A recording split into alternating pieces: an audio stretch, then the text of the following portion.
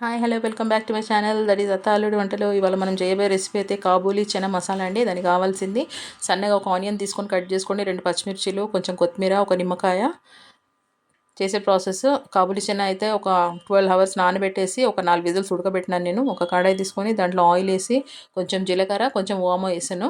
వేసి అది కొంచెం చిట్టుపడలాడగానే కొంచెం ఆనియన్, పచ్చిమిర్చి సన్న కట్ చేసి పెట్టుకున్నాం కదా, అది కూడా వేసేసి కొంచెం మగ్గిన తర్వాత ఈ కాబూలీ చనా ఏదైతే ఉందో కొంచెం వాటర్తో పాటు వేసేసి కొంచెం పసుపు, ధనియాల పొడి, గరం మసాలా, ఆమ్చూర్, కారం, ఉప్పు ఇవన్నీ వేసేసి మంచిగా కలుపుకుందాము. అది కొంచెం మగ్గిన తర్వాత ఒక చిన్న సైజ్ టమాటా కూడా వేసేద్దాము. వేసి ఇదంతా బాగా ఉడికిన తర్వాత కొంచెం స్పూన్తో స్మాష్ చేసేసుకుందాము చనాలు కొన్ని.